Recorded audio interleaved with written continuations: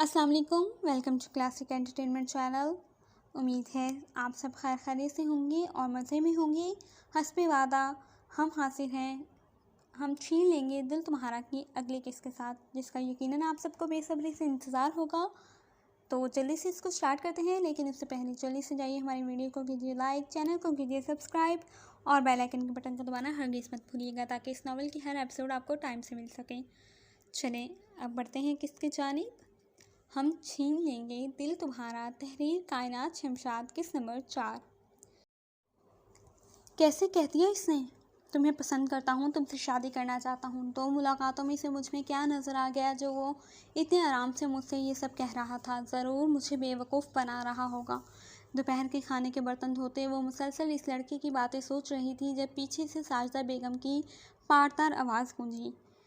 कब तक बर्तनों को लेकर बैठी रहेगी, जल्दी से ये निपटा कर पहले चाय बना, फिर तेरे बाप की पैकिंग कर दे, रात की गाड़ी से इसे लाहौर जाना है। वो कहकर पलटने लगी, जब पीछे से अरशीन ने बेसाख्ता पूछा, अब्बू कहाँ जा रहे हैं? क्योंकि कई साल से इसके अब्बू कराची से बाहर नहीं गए थे, अब यूँ अचानक जाना, वो भी सामान के साथ, इसे हैरान कर रहा था। वहाँ ड्राइवर की नौकरी मिल गई है साबिर को, तनख्वाह भी अच्छी दे रहे हैं वो लोग। वो न जाने किस मूड में थी जो इसे इतना बताकर पलट गई, वरना वो माँ बेटी अरशीन को सवाल पूछने पर बुरी तरह छिड़क देती थी। पीछे अरशीन अपने अब्बू के इतने दूर जाने का सुनकर उदास होती चाय बनाने लगी। चाय बना के जब वो अंदर पहुंची तो रिमशा लाड से साबिर को कह रही थी, मामू मेरे लिए 2-3 अच्छे अच्छे सूट लेके आना बुटीक वाले। ज़रूर लेकर आऊँगा, और तुझे क्या चाहिए? वो अरशीन के हाथ से चाय पकड़ते रिमशा को जवाब देकर इससे पूछने लगे, जो हसरत से रिमशा को अपने बाप से लाड करता देख रही थी। ऐसा लाड तो वो अपनी माँ की ज़िंदगी में किया करती थी, अब तो इस बात को भी सालों हो गए थे। इसका बाप फ़िक्र मौश में ऐसा डूबा कि बेटी के सर पे हाथ रखना, इससे प्यार के 2 बोल तक बोलना भूल गया। इसे ये एहसास ही ना रहा कि इसे अपनी शफ़क़त बेटी को भी देनी चाहिए। अरे इसे किसी चीज़ की ज़रूरत नहीं है, इसके बोलने से पहले ही मैं हर चीज़ इसे मंगा देती हूँ। इसे किसी चीज़ की कमी नहीं होने दी मैंने। इसके बोलने से पहले ही बेड पर बैठी इसकी फूफो चापलूसी से बोली, साथ ही इसे बुरी तरह घूरा, जो बाप को प्यार से देख रही थी। मगर साजिदा बेगम की तेज़ निगाहें महसूस करके खाली ट्रे लिए बोझे दिल के साथ कमरे से बाहर निकल गई। भला साजिदा बेगम कब बर्दाश्त कर सकती थी कि इसका बाप इसके लिए कुछ लाए या वो अपने अब्बू से फरमाइश करे। इनके नज़दीक तो अब साबिर पे सिर्फ इन माँ बेटी का ही हक था, जबकि अरशीन के लिए इतना ही काफ़ी था कि वो इसे घर में रखे हुए थी। वो खामोशी से आके किचन में ट्रे रखकर आंसू बहाने लगी, जबकि अंदर इन सब की गप्पियाँ जारी थीं। इनके हंसी ठट्टों की आवाज़ें इसे अपने तनाव होने का एहसास दिलाते इसके आंसुओं में इजाफे का सबब बन रहे थे। मॉम, मैंने लड़की पसंद कर ली है। 2-3 दिन परेशान होने और इस लड़की के बारे में सोचने के बाद वो इस नतीजे पर पहुंचा कि वो एक शरीफ लड़की है जो इसे लेकर गलतफहमी का शिकार हो गई है। शायद वो मुझे भी आजकल के लड़कों की तरह टाइम पास समझ रही है, मगर मैं इसकी इस सोच को गलत ही साबित कर दूंगा। इसके इस ख्याल ने इसे तक़वियत दी, जिससे इसकी हिम्मत बढ़ी। इसलिए नाश्ते की मेज़ पर ही वो मॉम को इसके बारे में बताने लगा। सच कह रहे हो? मिसिस रज़ा बेयकीनी से पूछने लगी। इन्हें यकीन नहीं आ रहा था, वाकई इनका बेटा किसी को पसंद कर चुका है। डैड भी चाय पीते हुए घूंट भरना भूल के हैरानी से इसका मुंह तकने लगे। हाँ सच, बिल्कुल सच कह रहा हूँ, वो बहुत क्यूट है, आप देखेंगी तो आपको पहली नज़र में ही पसंद आ जाएगी। वो इसका सरापा याद करके मुस्कुराते हुए बोला, शुक्र है अल्लाह का। कब मिलवा रहे हो? मॉम ने बेचैनी से पूछा। बस शाम को बताता हूँ, वो टालने लगा। अभी क्यों नहीं? वो बेसब्री से बोली। खुदा खुदा करके तो इनके बेटे को कोई पसंद आई थी, जिसे देखने का इन्हें बहुत इश्तियाक हो रहा था, क्योंकि अभी मुझे खुद भी कुछ नहीं मालूम। वो सादगी से कंधे उचका के बोला, अच्छा नाम तो बता दो। खुद पर कंट्रोल ना रखते वो बेसब्री से पूछने लगी। नहीं मालूम, बेबसी से मुस्कुराहट लिए जवाब आया। बरखुरदार घर का पता है? मिस्टर रज़ा ने घूर कर पूछा। नहीं, मालूम करके बताऊंगा। वह सर खुजा के खजल होते हुए बोला। अच्छा जल्दी पता करो। वो जोश से मिस्टर रज़ा को खामोश रहने का इशारा करके मेरान से बोली। ठीक है, शाम तक बताता हूँ, वो कहते हुए पुरसुकून सा नाश्ता करने लगा। मैं बोर हो रहा हूँ। रात के 11:30 बजे अजमीर का ये मैसेज पढ़ के यशल को गुस्सा आ गया। वो शाम को ही नताशा और अजमीर को इकट्ठे देखने के बाद अपनी माँ की तरफ आ गई थी और अभी कुछ देर पहले ही अजमीर की बेवफाई पर रो धो के फारिग हुई थी जब इसका मैसेज आ गया कि मैं बोर हो रहा हूँ। यशल का दिल चाह रहा था कुछ उठा के इसके सर में दे मारे। क्यों बोर हो रहे हैं? लगाए ना अपनी चहेती को फ़ोन, वो आपकी बोरियत दूर कर देगी। फ़ौरन अजमीर को काल मिला के वो तल्ख़ी से बोली तो इसका तेज़ चुभता हुआ लहजा अजमीर को बहुत नागवार गुजरा। ये किस लहजे में बात कर रही हो? दिमाग तो ठीक है तुम्हारा? अजमीर बुरा मान के इसे टोकने लगा। इसका तो इरादा था कि कुछ देर यशल से गपशप करूँगा, मगर वो न जाने क्यों करेले चबाए हुए थी। हाँ, अब मेरा तो दिमाग भी ख़राब लगेगा, मैं पागल लगूंगी और इल्ज़ाम लगाए मुझ पे। 100 कीड़े निकाले मुझ में। इसके टोकने पर वो बुरी तरह चिढ़ती हुई मज़ीद गुस्सा करने लगी, जिस पे अजमीर की बर्दाश्त ख़त्म हुई। मैं फ़ोन बंद कर रहा हूँ, इस वक्त तुम होश में नहीं हो। ये कहते हुए अजमीर ने कॉल काट दी। दिमाग मेरा नहीं आपका ख़राब है, बल्कि आपकी तो नीयत ही ख़राब है। पता नहीं दिमाग में क्या उल्टा सीधा चल रहा है, लेकिन मैं ऐसा नहीं होने दूँगी, याद रखिएगा अजमीर। बंद मोबाइल को बेड पे फेंकते हुए वो खुद से बड़बड़ाई जा रही थी। साबिर साहब का घर यही है? रिमशा के दरवाज़ा खोलने पर सामने खड़े 3 पीस सूट में मलबूस खूबरू नौजवान ने पूछा। इसने इन तीनों का जायज़ा लेने के बाद फ़ौरन हाँ में सर हिला के इन्हें अंदर बुलाया और तेज़ी से चलते कमरे में बेड पर लेटी माँ की तरफ आकर इनसे बोली, अम्मी उठो, मेहमान आए हैं। तब तक वो लोग भी इसके पीछे रूम में दाखिल हो गए थे। साजिदा बेगम हड़बड़ाकर उठकर बैठी। सूट बूट में मलबूस आदमी और एक अंगूरी कलर का सूट पहने बावकार सी औरत को हैरत से देखने लगी। रिमशा ने इन्हें बैठने का इशारा किया तो वो तीनों एक ही सोफे पर बैठ गए। इनके बैठते ही रिमशा चाय बनवाने के लिए बाहर की तरफ दौड़ी। कल ही मेहरान अरशीन का पीछा करके घर का पता और बाकी मालूमात करा चुका था, इसलिए वो अगले दिन शाम ही इसका रिश्ता लेने पहुंच गया। जल्दी से अच्छी सी दूध पत्ती चाय बना। अरशीन जैसे ही हाथ में टब लिए कपड़े सुखा के नीचे उतरी, रिमशा ने फ़ौरन ही से चाय बनाने का कहा और ख़ुद बाहर की जानिब बढ़ गई।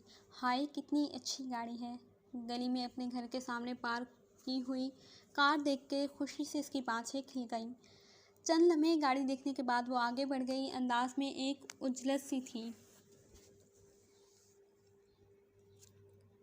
जितनी तेज़ी से वो गई थी इतनी ही तेज़ी से वापस आ गई। ये ले सब चीज़ें और चाय के साथ अंदर दे आ। कुछ ही देर बाद अरशीन से कहकर वो बिस्किट समोसे इसे पकड़ाते हुए तैयार होने चल दी। अब इसे इतने अमीर लोगों के आगे वो मसले हुए कपड़ों और सादा चेहरे के साथ तो जा नहीं सकती थी।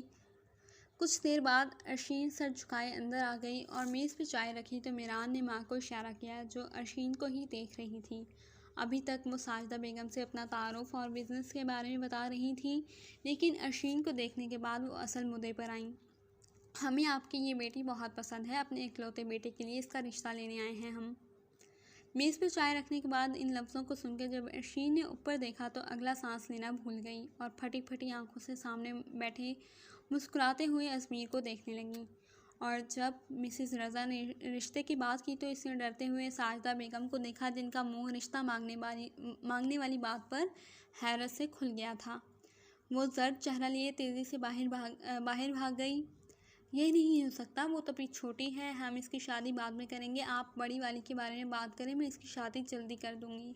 वो तेज़ गुलाबी रंग के कढ़ाई वाले सूट में बाल बना के होंठों पे लिपस्टिक लगाए अंदर आती रिमशा की तरफ इशारा करके कहने लगी, जिस पर रिमशा शर्माते हुए चौखट के पास ही रुक गई। नहीं, बड़ी वाली नहीं, हमें तो अरशीन ही पसंद है। इसकी बात पे मिसेस रज़ा शाइस्तगी से बोली, जबकि मेहरान ने भी एक नागवार सी नज़र रिमशा पे डाल के सर झुका लिया। मिस्टर रज़ा इस दौरान खामोश बैठे थे। इन लोगों ने चाय की तरफ हाथ नहीं बढ़ाया था, वो तो बस अपने मतलब की बात कर रहे थे। नहीं, वो नहीं मिल सकती, इसके बारे में सोच लें। साजिदा बेगम लफ्ज़ चबा चबा कर बोली। होने से ही वो लोग इतने अमीर लग रहे थे, वो ऐसे ही अरशीन का रिश्ता यहाँ होने देती। ये मेरा कार्ड है, आप सोच कर बाद में जवाब दे देना। मिस्टर रज़ा ये कहते हुए मेज़ पर कार्ड रख के उठे तो इनके साथ मिसेस रज़ा और मेहरान भी उठ खड़े हुए और खुदा हाफिज़ कहते बाहर निकल गए। अगले दिन शाम को जब इसका गुस्सा पूरी तरह ठंडा हुआ तो वह दिमाग में एक ख्याल गूंजने लगा।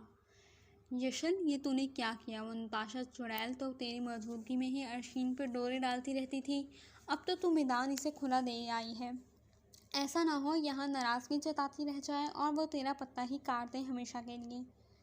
बेड पर लेटते इसे नताशा का रोज़ आना याद आया तो हड़बड़ा कर खुद से कहने लगी, नहीं नहीं, मैं ऐसा नहीं होने दूंगी। इस बुरे ख्याल के आते ही वो नफ़ी में सर हिलाते उठकर तैयार होने लगी और माँ के रोकने के बावजूद ससुराल के लिए निकल गई। हर बार बीवी ही क्यों मैदान छोड़ के भागे।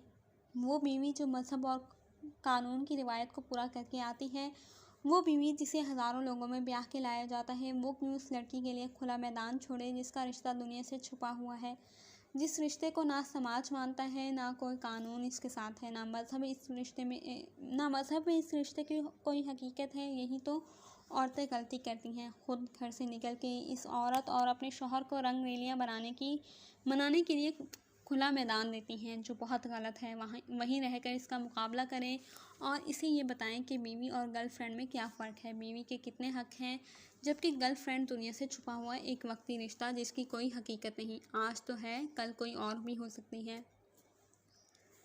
शाम 6 बजे जब वो तपी हुई ससुराल पहुंची तो तवक्को के ऐन मुताबिक लाउंज में सजी संवरी नताशा को बैठे देख के इसका खून जल गया। अच्छी भली चली गई थी, फिर क्यों वापस आ गई हो। वो जैसे ही सबको सलाम करने के बाद नताशा के साथ सोफे पर बैठी वो मुंह बना के इसके कान में सरगोशी करने लगी, ताकि तुम जैसी वम्पायर से अपने शौहर की जान बचा सकूं। तुम चाहकर भी अजमीर को मुझसे छीन नहीं सकती। बदबख्त बेहया इसीलिए बाहर जाती है ताकि अमीर लड़कों को फांस सके। इन लोगों के जाते ही साजिदा बेगम ने खींच के अरशीन के मुंह पे थप्पड़ मारते हुए अपना गुस्सा निकाला। कमीनी, कमा के कुछ नहीं लाई, उल्टा अमीर लड़कों को अपने पीछे लगा लिया। आज एक आया है, कल दूसरा आएगा, पता नहीं कितनों को फांस के बैठी है। पीछे से रिमशा ने अपनी जलन गुस्सा निकालते हुए इसके बाल गर्दन से जकड़े और मुंह पे दर पे चमाटे मारने लगी। अरशीन जो अपनी सफाई में कुछ कहने के लिए मुंह खोल रही थी, दर्द से बिलबिलाने लगी। बेहया, तुझे ज़रा बाप की इज्जत का ख्याल नहीं आया इसके साथ रंग रलियाँ मनाते हुए। साजिदा बेगम ने किचन से निकाल के बीच सहन में चप्पल उतार के इसकी तवाज़ा करते हुए कहा, शक्ल से तो बहुत मासूम दिखती है, करतूत देखो मिसनी के। लड़का भी अमीर फांसा है, साथ में शक्ल सूरत का भी खासा ध्यान रखा है। रिमशा ने अरशीन के बालों को झटका देते हुए तनफ्फुर से कहा। वो जलन के मारे सर से पैर तक सुलग रही थी। मेरी माँ ने कहा भी ये बड़ी है, इसकी करूँगी, इसके बारे में सोच लो, पर उन्होंने साफ इनकार कर दिया। उन्हें तो ये कलमुही ही चाहिए। अपनी जलन में वो सोचती पागल होती। वो वाइपर उठा लाई और अरशीन की खूब पिटाई की। तुम चाहकर भी अजमीर को मुझसे नहीं छीन सकती। आंटी को अजमीर के साथ बातों में मगन देख के वह नताशा को सर्द लहजे में बोलती अपनी सैंडल से इसका पैर कुचलने लगी। आह! नताशा के मुंह से जैसे ही हल्की सी सिसकी निकली तो वो फ़ौरन बोली, मुंह बंद करो वरना तुम्हारे करतूत आंटी को बता दूंगी। फिर देती रहना सफाइयाँ। यकीनन नहीं दे पाओगी, क्योंकि अपनी ना होने वाली सास का दिल तुम अपनी तरफ से ख़राब तो नहीं करना चाहोगी। इसकी बात पे नताशा ने फ़ौरन लब भींच के अपनी सिसकी अंदर ही दबा ली। तुमसे तो बाद में मिलती हूँ चुड़ैल। इसके बाजू पे ज़ोर से चटकी भरती वो उठ खड़ी हुई। दर्द से नताशा का चेहरा सुर्ख हो गया, मगर इस दफ़ा इसने उफ बोलने की गलती नहीं की। आंटी, मैं अजमीर को ले जाऊँ, इजाज़त है? आंटी जैसे ही अजमीर से बात करके फ़ारिग हुई तो यशल अजमीर का हाथ पकड़ के पूछने लगी। लम्हे भर को तो अजमीर भी इस हरकत पर हैरान रह गया। नताशा भी आंखें फैलाए यशल की इस हरकत को समझने की कोशिश कर रही थी। हाँ ले जाओ, मुझे कोई एतराज़ नहीं। ये नताशा की बच्ची कब आई? रूम में ले जाके इसका हाथ छोड़ती यशल इसे घूरते हुए पूछा, तुम ये पूछने के लिए मुझे रूम में लाई हो? रात को जिस्म के दर्द से बेहाल होती वो चारपाई पे पड़ी रो रही थी। क्यों आए तुम रिश्ता लेके? मेरी ज़िंदगी तो पहले ही मुश्किल थी, इसमें मज़ीद कांटे क्यों बोए तुमने? क्या बिगाड़ा था मैंने तुम्हारा? वो रोते हुए मेरान से शिकवा कर रही थी। वो जानती थी अब ये माँ बेटी इसकी ये ख़ता माफ़ नहीं करेंगी और इसे एक नाकर्दा गुनाह की सज़ा भुगतनी पड़ेगी। दूसरे कमरे में बैठी साजिदा बेगम रिमशा से कह रही थी, मैंने इन लोगों से तेरी बात कर दी है, बस वो लोग हाँ कर दे तो तेरी ज़िंदगी संवर जाएगी। माँ की बात पर रिमशा ने प्यार से माँ के गले में बाहें डालकर कहा, हाँ अम्मी, शक्ल से बहुत अमीर लग रहे थे वो लोग, और जिस गाड़ी में आए थे वो भी बहुत महंगी लग रही थी। हाँ कह तो सच रही है, जमीर तेरे रिश्ते की बात की है इनसे, और तूने अच्छा किया तैयार होके आ गई थी। इनके बेटे ने तुझे अच्छी तरह देख लिया होगा। बस मैंने तो मन्नत मान ली है, वो जैसे ही हाँ करेंगे मैं अल्लाह के नाम की देग लगाऊंगी। माँ ने भी जोश से बेटी को गले लगा के कहा, जिस पे वो आसूदगी से मुस्कुराने लगी। नताशा कब आई? तुम ये पूछने के लिए मुझे कमरे में लाई हो? वो ताज्जुब से बोला। नहीं, पूछना तो बहुत कुछ है, लेकिन ये सवाल सबसे पहले है। अभी आई है, कुछ देर पहले। जब वो आई तो आंटी कहाँ थी? जवाब से ज़रा तसल्ली हुई तो अगला सवाल पूछा। वही लाउंज में बैठी ही थी। मगर तुम ये सब क्यों पूछ रही हो? और जवाब देते हुए हैरान हुआ। ओह, फिर ठीक है। वो गहरा सांस लेकर शुक्र अदा करते हुए कहने लगी तो अजमीर ने अचंभे से इसे देखा। इसे यशल के इन सवालों का मकसद समझ नहीं आ रहा था। तुम मुझे बताओ कि इन सवालों का क्या मकसद है, और तुम मुझे अम्मी के सामने यूं हाथ पकड़ के क्यों लाई हो? इसका बाजू दबोचते हुए अजमीर ने सख्ती से पूछा। अब और इससे ये उलझन बर्दाश्त नहीं हो रही थी। आप तो बहुत मासूम हैं, भोले हैं, आपको तो कुछ नहीं पता। घर में बीवी, पॉकेट में दिल बहलाने को महबूबा, इसके बाद भी आप मासूम हैं। वाह, क्या कहने मेरे हरजाई के। अपना बाजू छुड़ाते वो अजमीर का तमस्खुर उड़ाने लगी, जिस पर इसकी आंखें गुस्से से लाल हो गईं और जबड़े भिंच गए। क्या बकवास कर रही हो? मतलब क्या है तुम्हारा? इसने दुरुस्ती से पूछा।